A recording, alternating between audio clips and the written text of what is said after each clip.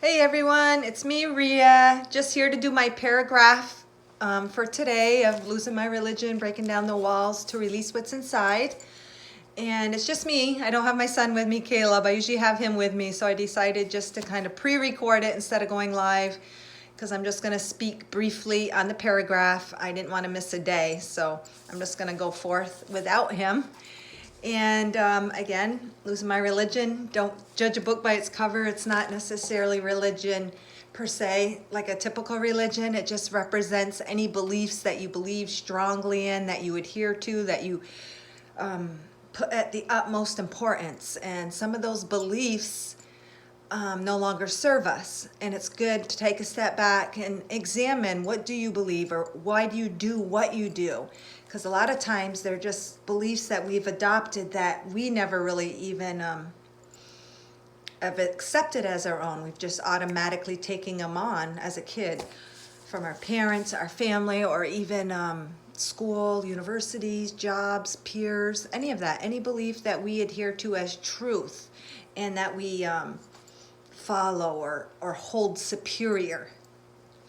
So I'm going to just get right into it. And this is paragraph 7, I believe.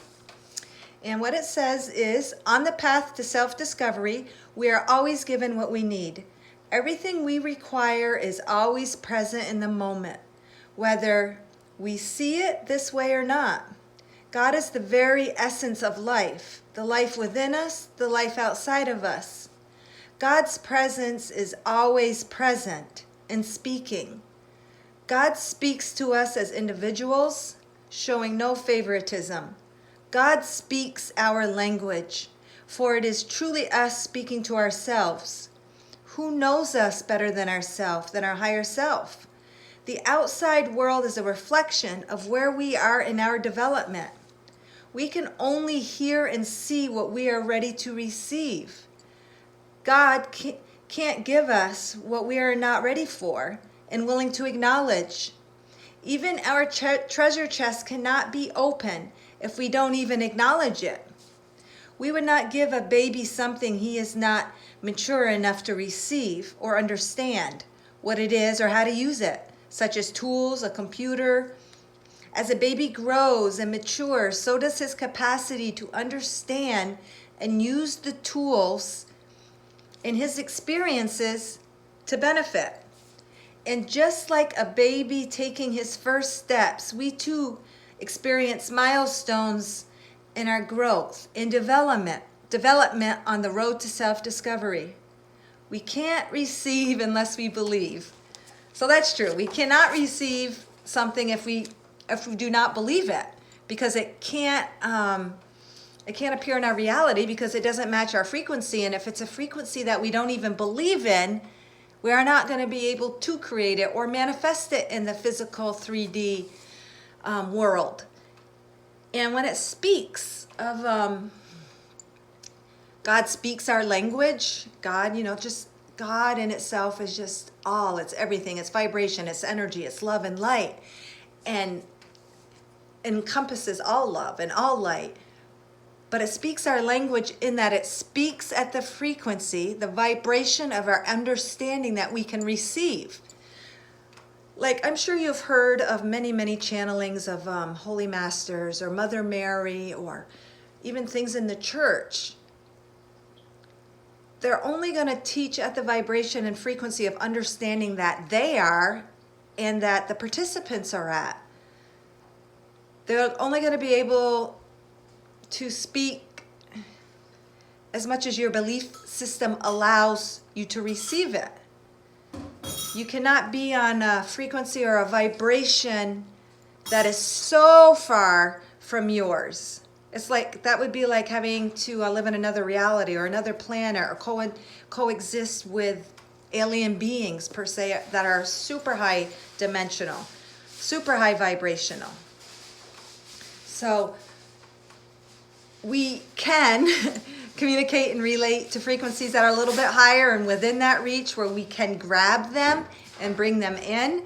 And what that does, and those frequencies and vibrations do, is it causes us to reach. It causes us maybe to question. It causes us to stretch our mind, to stretch and expand our consciousness a little bit, to maybe propose topics or subjects that aren't comfortable, or things that we never thought of before but are still within reach of our vibration.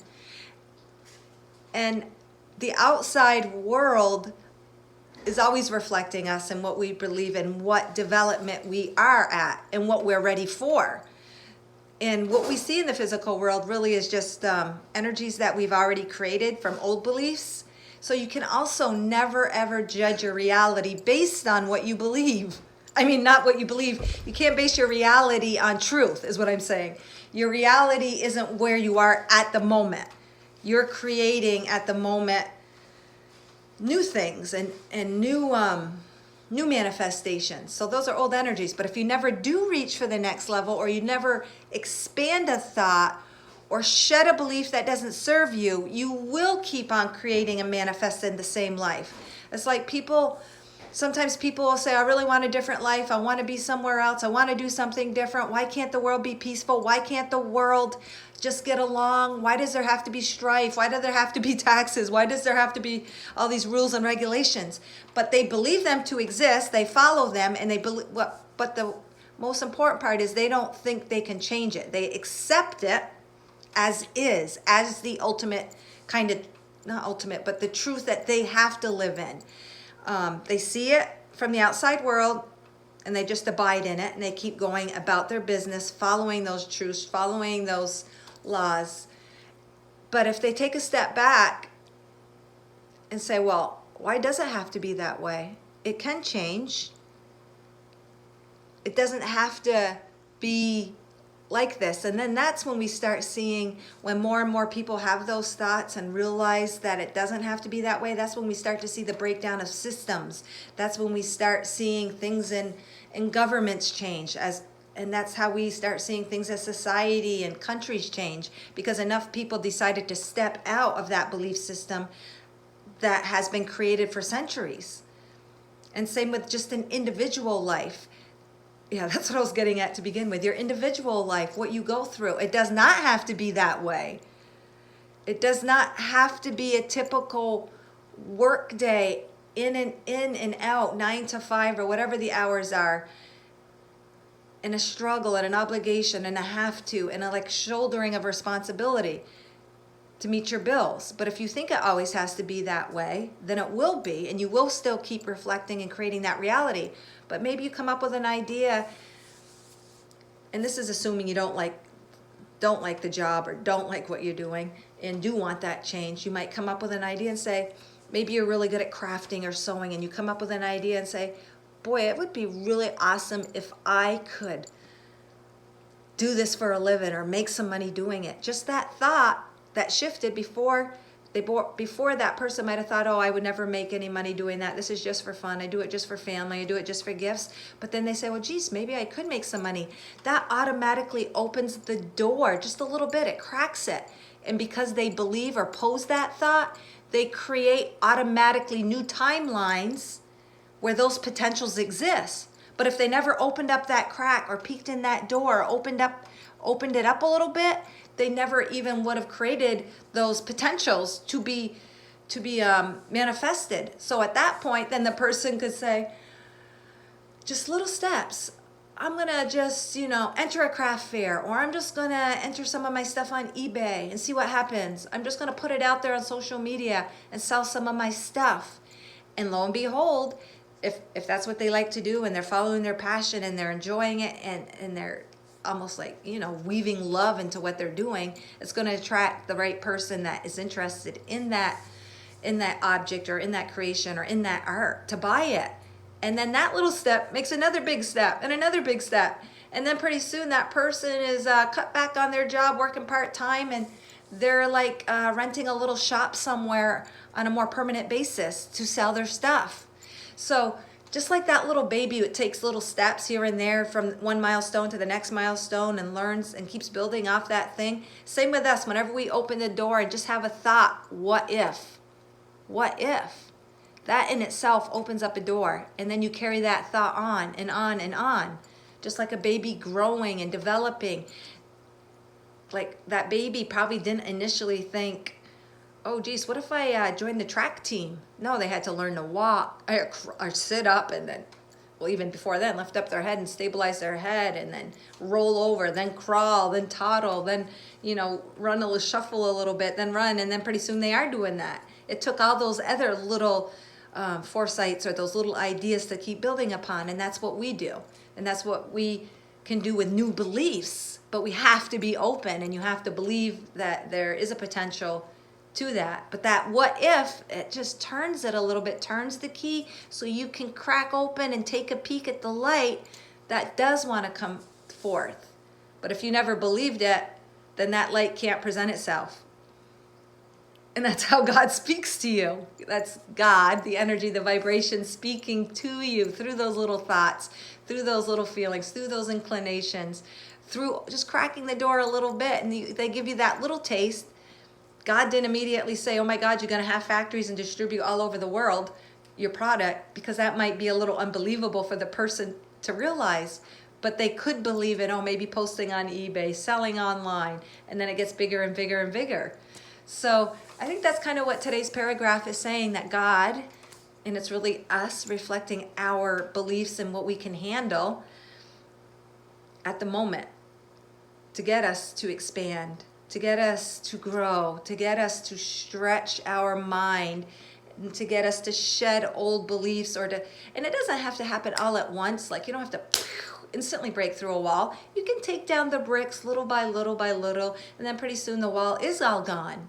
And that's all it is about, just those little choices, those little steps from day to day to every day in the everyday life that we live. Because sometimes I might have this more grandiose thinking things have to be big all at once, but they really don't.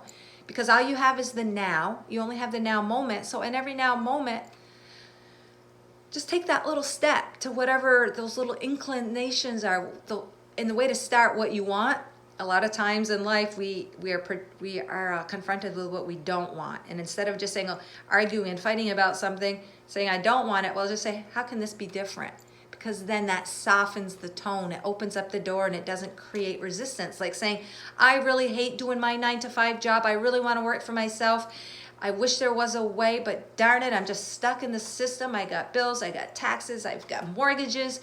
But instead, if you open up the door or the thought by saying, what if, or how can this, or what if I could cut slowly back? What if I could sell that, whatever it is I'm working on? So that's just the paragraph for today, and I just wanted to share that. I didn't want to miss a day. Hopefully Kayla will join us. It's always nice to have, that interaction, somebody else's point of view, or how you bounce things and expand and grow more.